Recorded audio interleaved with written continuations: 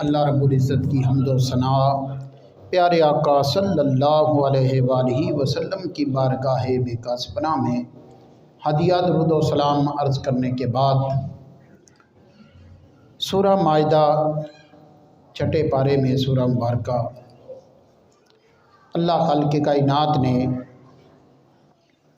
4 چیزوں کا ذکر فرمایا۔ 2 میں اللہ رب العزت نے فرمایا کہ ایک دوسرے کے ساتھ تعاون کرو، اور 2 میں فرمایا نہ کرو۔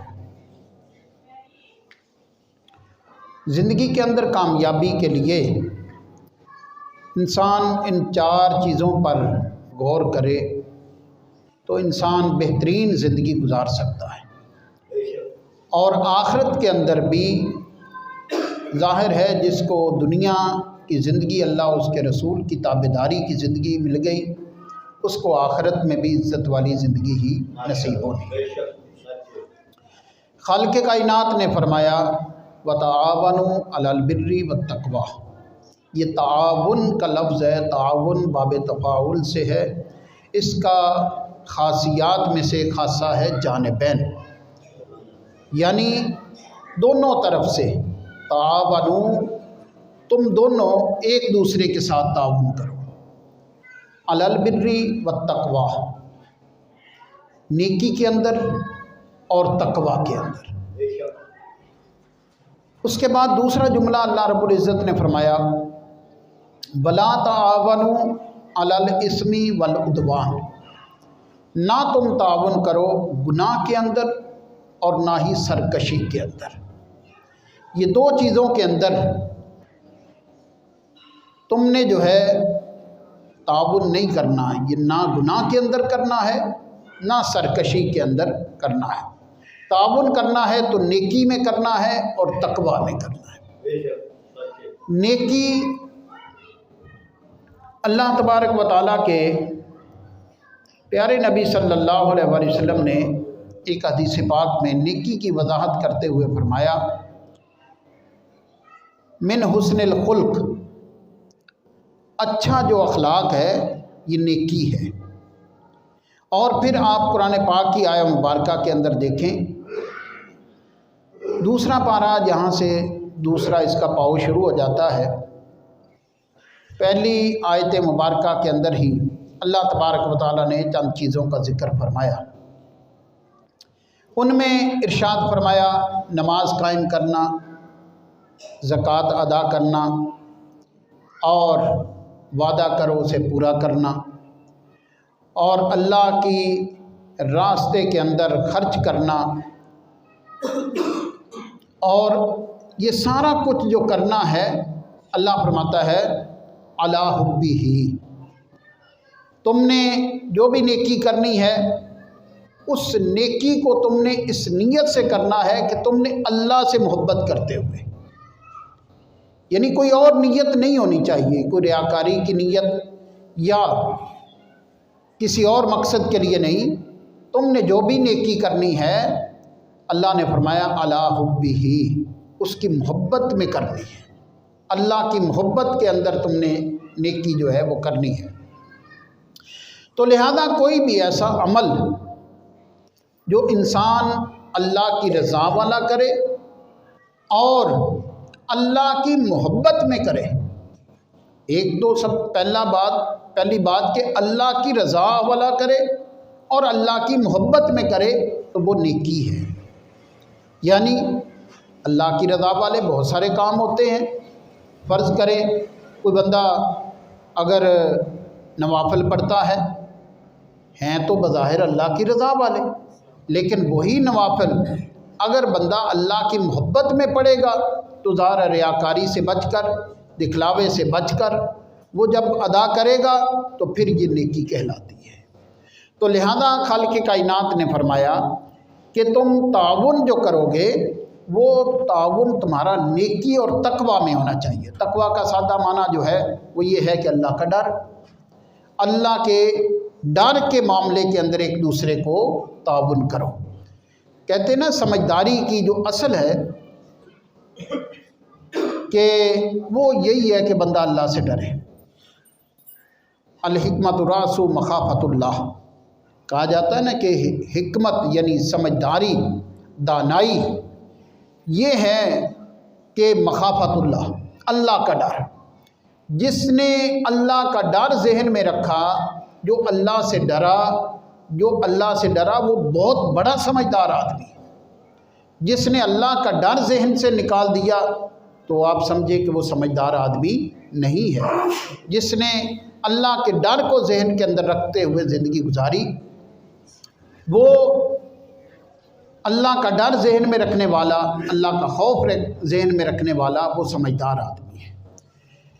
اب دیکھیں کہ انسان دنیا سے جب جائے گا تو اللہ ہی اس کے کام آئے گا، اللہ کے علاوہ تو کوئی کام نہیں آئے گا۔ فرض کریں کتنا محبت کرنے والے رشتے ہوتے ہیں، کسی کا والد، کسی کا باپ، کسی کا بیٹا، کیا ہوتا ہے کہ وہ جناب جس وقت قبر میں رکھ دیتے ہیں مٹی ڈال کے، تو باپ بھی واپس ہی آ جاتا ہے، ماں بھی گھر میں ہوتی ہے، بھائی بھی ساتھ آ جاتے ہیں۔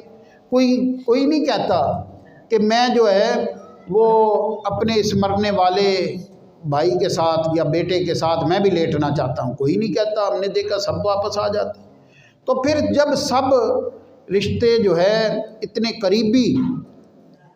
قریبی جو ہیں وہ چھوڑ کر آ جاتے ہیں، تو پھر آدمی کس کے آسرے پہ پڑا ہوتا ہے؟ وہ اللہ کے آسرے پہ ہی ہوتا ہے۔ قبر کے اندر ہے تو اللہ کے آسرے پہ ہے، حشر میں جانا ہے اللہ کے آسرے پہ جانا ہے، اور پھر حساب کتاب کی والی لائن میں کھڑے ہونا ہے تو اللہ کے رحم پہ کھڑے ہونا ہے۔ اللہ نے اپنے رحم پر ہی اس پر مہربانی کرنی ہے۔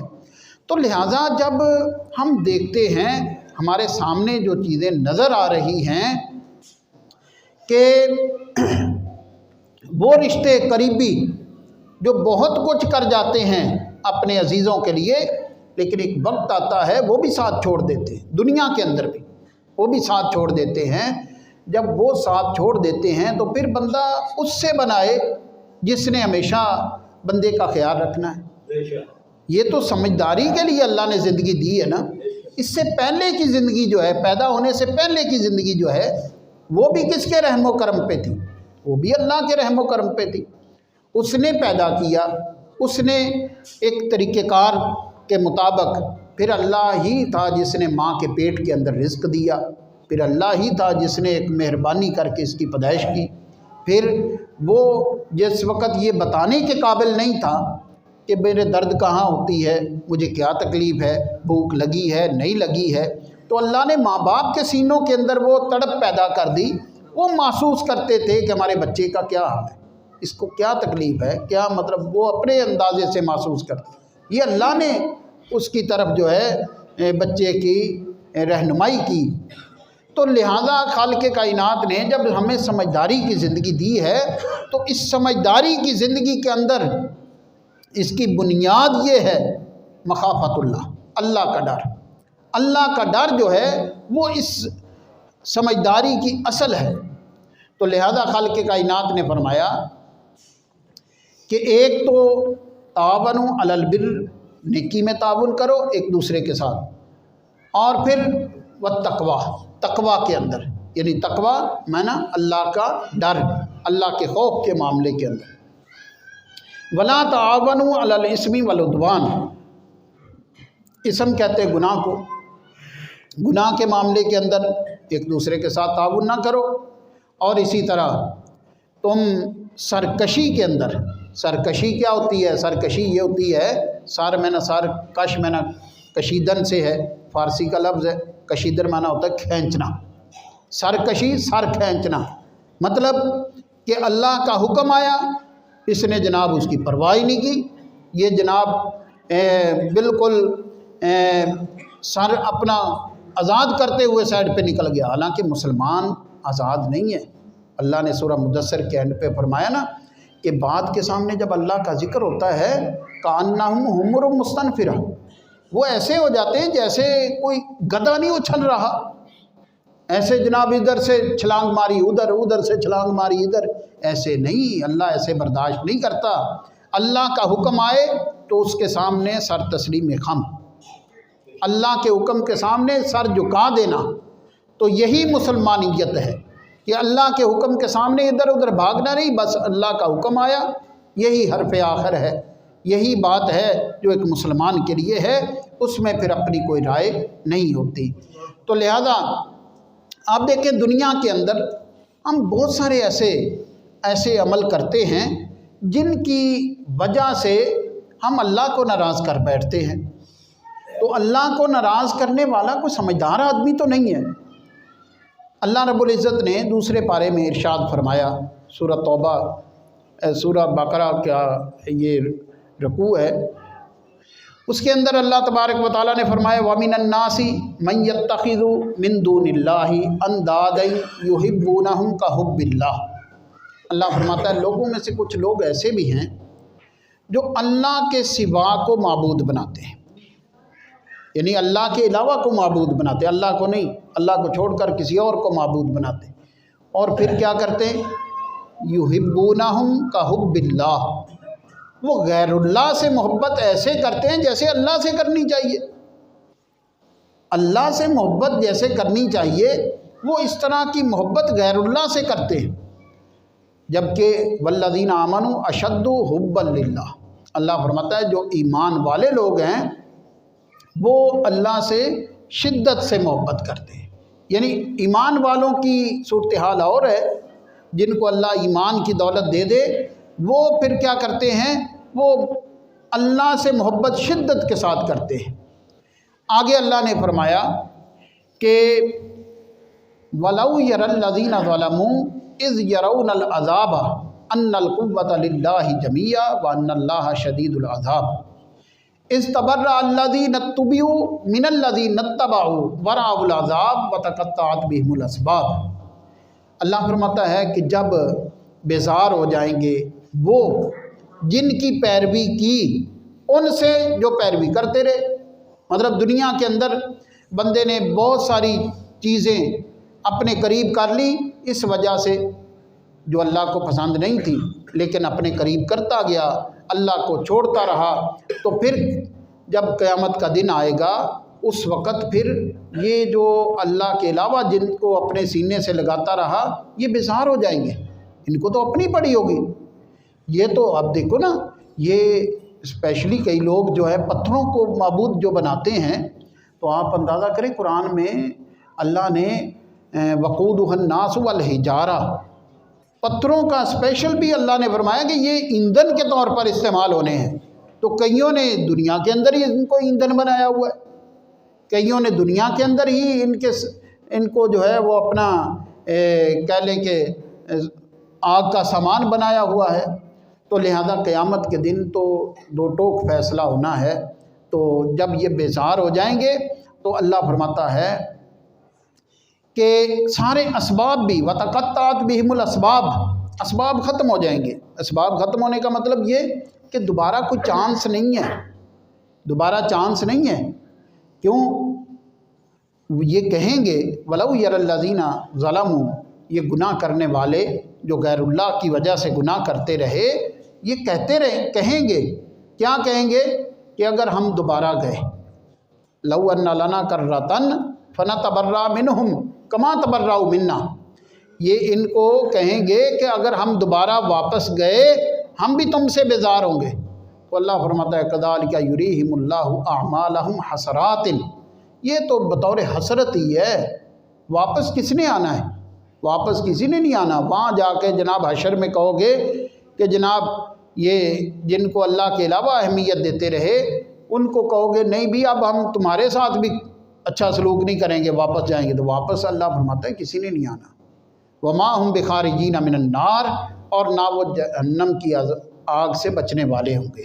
یعنی ایسا نہیں کہ وہاں پر جا کر جناب کوئی شرمندگی ہوگی تو اس وجہ سے پھر ان کو جناب عذاب میں کوئی تخفیف ہو جائے گی، نہیں۔ بچنے کا اگر سامان بندے نے بنانا ہے تو وہ اس دنیا کے اندر بنانا ہے، یہ دنیا دارالعمل ہے، اس کے اندر انسان نے جو ہے وہ اچھا کر کے جانا ہے تاکہ کل جب اللہ کی بارگاہ میں پہنچے تو اس کے ساتھ بھی وہاں پر اچھا سلوک کیا جائے، چونکہ قرآن کریم میں ہے نا وجوہ یومئذ مسفرہ ضاحکۃ مستبشرہ، ववुजूह यौमइज़िन अलैहा गबरा तरहकुहा कतरा उलाइका हुमुल कफरतुल फजरा।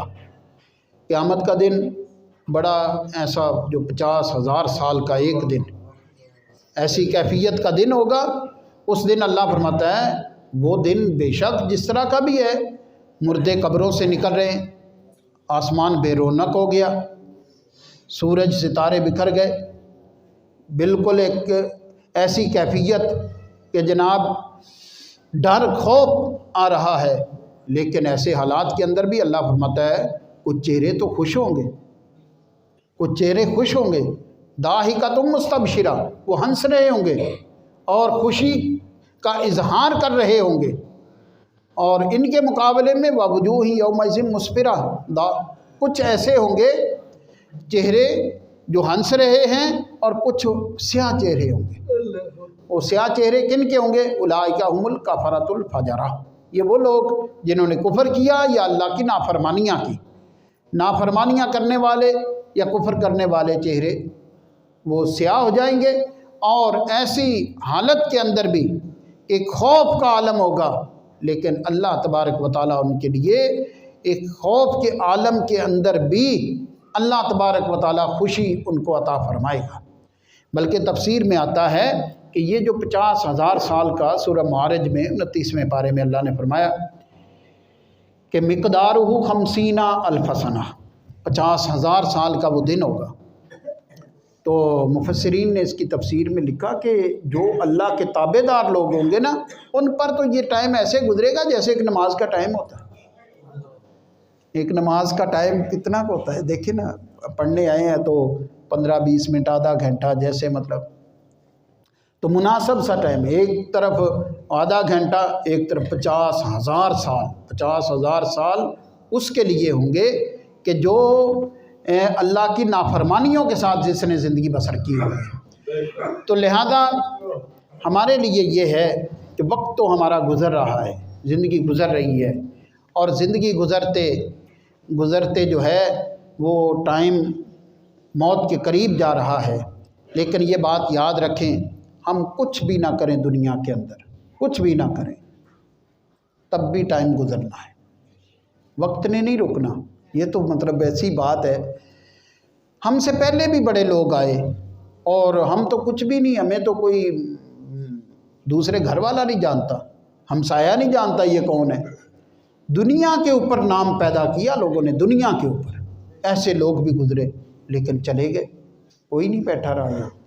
तो लिहाजा हमें भी ज़िंदगी के अंदर कुछ करना चाहिए, वो काम करने चाहिए जिनसे अल्लाह राज़ी होता है, अल्लाह के रसूल राज़ी होते हैं। वो काम जिनसे अल्लाह उसके रसूल नाराज़ होते हैं, उन कामों से बचना चाहिए। उनको बच कर जो है हम ज़िंदगी गुजारें तो फिर कामयाबी की ज़िंदगी है। क्योंकि आता ना इसमें सूरह आल इमरान में कि जिसको जहन्नम से बचा लिया गया व उदखिलल जन्ना, जन्नत में दाखिल कर दिया गया, फ़क़द फाज़, वो कामयाब आदमी। कामयाब कौन है? जिसने जहन्नमी अमल छोड़े, जन्नती अमल अपनाए। जन्नती अमल अपनाने वाला अल्लाह फरमाता है वो कामयाब आदमी है। तो लिहाजा इंसान जो है वो ज़िंदगी में ऐसी कोशिश करे, ऐसी जद्दोजहद करे जिससे ज़िंदगी उसकी जो है अल्लाह उसके रसूल की ताबेदारी में रहे। तो ये ताबेदारी की ज़िंदगी जो है उसको ना कब्र में परेशान होने देगी, और अल्लाह उसके रसूल की ताबेदारी की ज़िंदगी जो है ना ही उसको हशर में परेशान होने देगी, ना उसको मीज़ान पे जहाँ पे अमलों को तोला जाना है, ना वहाँ पे किसी किस्म की परेशानी इसको ये जो अल्लाह उसके रसूल की ज़ात होने देगी। तो लिहाजा हमें इस दुनिया के अंदर रहते हुए अच्छे अमल करने चाहिए।